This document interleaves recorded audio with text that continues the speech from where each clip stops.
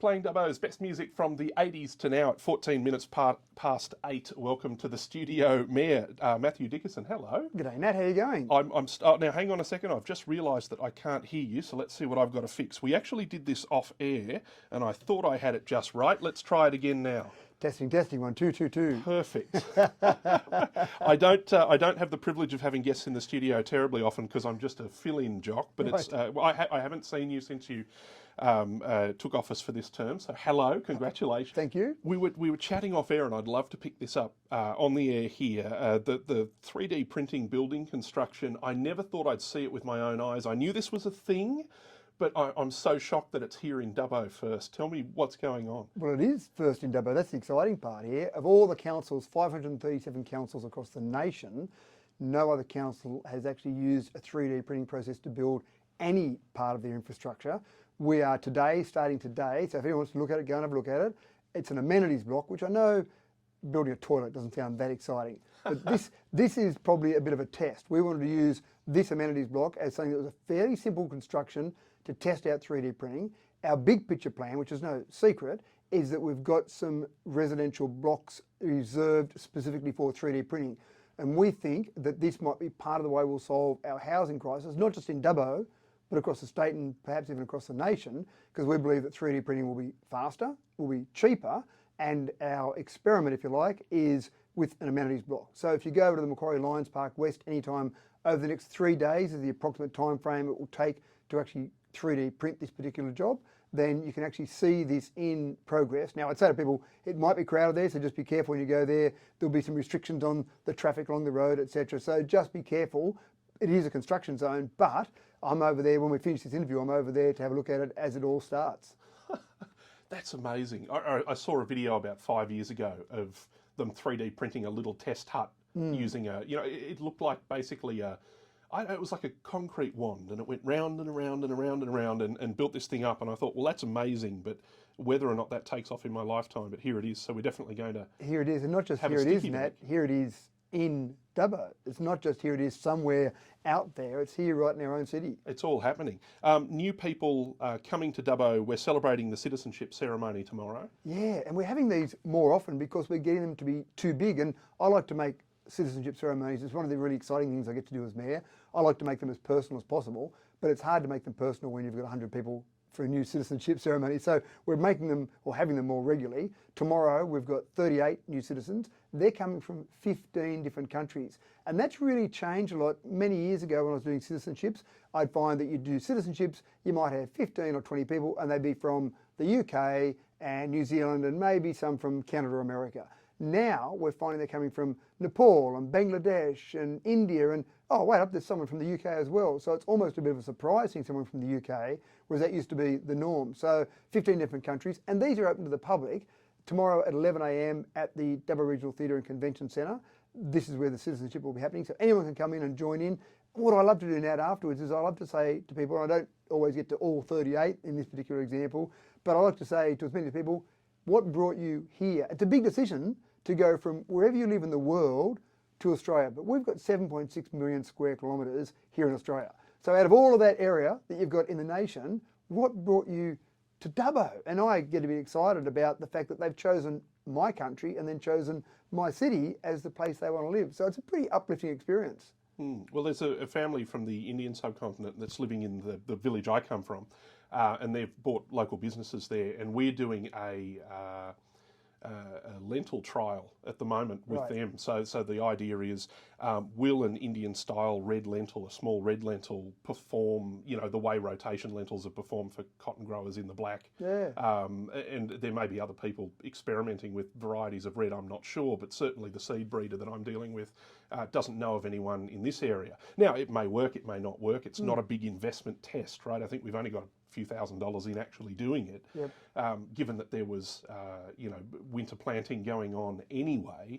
But that's something we're doing in partnership with them because they've got the industry knowledge from their former life before they came to Australia. Yeah, and I really find it fascinating. Like Saturday night, for example, I was at a Bangladeshi Eid festival. Now, I had no idea what an Eid festival was, so of course the first thing I do when I turn up there and say, tell me about Eid. And they gave me all the details of the Eid festival and what you would normally do back in Bangladesh. So you're learning about different cultures. And I've been to various celebrations of the Nepalese or Indians, or in Saturday night's case, the Bangladeshians. So it's really fascinating that we're learning about these cultures, and they want to be here as part of our community, our group, but they also want to make sure that we learn a bit about them as well. Now, I want to pivot now to the Thursday Standing Committee, just so that we've got an opportunity to talk about council business. Is there anything you want to cover off? I mean, what have people been coming to you and talking about? Well, the standing committees, there's a formal agenda for those. That agenda will come out later on today. The reason I like to mention the standing committee meetings is that all of our open meetings, so our standing committee meetings and our council meetings, are able to be attended by the public. And it used to be good before we had streaming, where people would come along and our gallery would be full most of the time. And I just like the idea that people are coming along and interested in their local democracy. Now it's streaming, so we don't get as many people in the gallery, which is okay, but we do see the stats of how many people watch the streaming of those meetings, and we do get typically hundreds of people. I know you might think it's not that exciting to sit there and watch a probably more council meeting. engagement than I expected. Well, it is, and I it depending on the topic as well. Sometimes you'll get a lot more than a couple of hundred, sometimes you might only get 50 or so, but it really gets to the point where people are interested in democracy, and it's quite amazing. I'll be going about doing my normal business over the next few days, and people will say, oh, I saw the other night that you did whatever it might have been at the meeting. So people are watching, tuning in, and it might be something just specific to what they're interested in, but sometimes people just tune in and watch what's happening overall. So Thursday night, 5:30, the standing committee meetings typically make recommendations to council. So the standing committees don't have delegations to actually make council resolutions. So what happens this Thursday night will be a range of recommendations about a range of topics, but they're not final decisions, except in the case of tenders, they can be. But in normal committee meetings, you're talking about a range of things, and then 2 weeks later is when the final decision is made. Now, the good part about that is someone might miss the fact there's a certain agenda item coming up at a standing committee meeting. Oh, wait up, I just saw that. Oh, I want to talk to a councillor about that. So they've got that 2 weeks in between to then talk to a councillor before the final decision is made. In your opinion, can I ask what do we call it? I suppose a town planning question. I was interested to see the artist's rendition of the retail and residential unit development going up on the main street. Opposite Dubbo Square. Are we going to call that low rise? What do we call that? I suppose my question is, what is the future of taller buildings that get a bit more out of the ground space in Dubbo, in your opinion? Oh, look, absolutely. We've got one going up at number 1 Church Street, a residential building there. We've got the one that you mentioned that's just been given approval. Council didn't approve that because of the value of that development. That was about a $65.3 million development. That goes to the Western Regional Planning Panel. And Yes, I see. There's a process that's set up. How many levels did they approve in the end? Do you remember? I think it was 15 stories or thereabouts. Okay. And so your question is whether that's medium rise, high rise, low rise. I'd probably call it medium rise. I'm not sure if that's a term, but it's not high rise in the classic sense of it, but it's certainly a bit bigger. We've got 2-3 story buildings for various things around Dubbo, but having 15 stories or thereabouts is starting to get up there. And that's an exciting development. That will have motel accommodation, that'll have residential living, that'll have some commercial space in there as well. And I think that's what developers are looking at now, is combining different types of accommodation in there so that they can get a return on their money. A lot of them in the past have built something that had residential from floor 1 and above, and ground floor was often retail space, for example, but those models are all changing. But in answer to your question, in the CBD, we fast forward 10 years' time and come back, we'll see more of those types of buildings, and people in Dubbo are keen to live in those because they get to the stage as they get a bit older in life, they don't have the space they need for their kids, and they don't want to keep looking after their garden, their house is a bit of maintenance, they want to be able to enjoy themselves, and a lot more people are, after COVID, ignore that little blip there, but more people are travelling at the moment. So having somewhere that they can walk out the door, lock the door, and come back maybe a month later after they've done a bit of travelling and know that everything's okay still is quite comforting for people. So I think we'll see more of those types of living. But the other thing we're seeing with those, the sales that are already occurring with those, is people from the region. So people that live in the Walgetts, the Burkes, the Warreners, when they get at the stage that they want to retire, they tend to move to Dubbo, not Sydney, because they've got good health facilities in Dubbo, they're still familiar with Dubbo, but they want somewhere convenient to live. And those sort of places, those residential places, are being sold to those type of customers as well.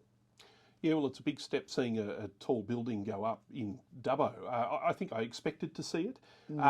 Something off the top of my head is I think certainly will be twisting the government's arm, whichever branch manages these things, to get a little bit more height or a little bit more wattage on the radio mast. Because I think anecdotally, as Dubbo has grown around us, the number of complaints about the quality of the signal probably within the city centre have increased. But as I say, that's anecdotal. And well, you've got a problem right next door to you because of the building next door, right next door to where Zoo FM and 2DU is located, is going to be demolished shortly, and that will go up higher. And I think you've already had some discussions with various people about that. But that'll have 700 people next door to the 2DU Zoo FM building here. So that'll obviously have an impact on your antenna, getting your signal out to Rifle Range Road. Well, there's a hint to my mate that runs the coffee shop down the bottom. Don't give up on that business, mate. No, definitely not. Because you're about to be swamped with office workers. That's a thing called You'll be very pleased. A workplace hub. And many years ago, it was about 10 years ago, I actually gave a presentation to a parliamentary committee, and I called it a CATO, a combined agency teleworker office was my idea. So that you had a bunch of different agencies. Didn't matter what agency you were from, but people in Sydney could come out and still work in their same department in a regional location. Now, back in 2013, the committee that listened to my presentation went, harumph, that sounds lovely. They put it in their report, but they didn't get the idea of remote working until a pandemic came along. And now they realise that people can work for the same department wherever they want to be located. So they're now building, they didn't call it CATO, I would have loved them to have used my particular acronym, but they're calling them workplace hubs. Dubbo's one of the first ones to get them, but we had a meeting recently with Regional Cities New South Wales, and we'll be pushing for all 15 of our regional cities to get a workplace hub, because that's a really positive thing for people to work in that same department wherever they want to be located. That's fantastic. There's a lot happening. Matthew Dickinson, thank you for coming in today. 25 minutes past 8 this morning, and we're going to find out what we can do at the Taronga Western Plains Zoo for your school holidays very soon on Zoo FM. Thank you, Matthew. Thank you, Nat.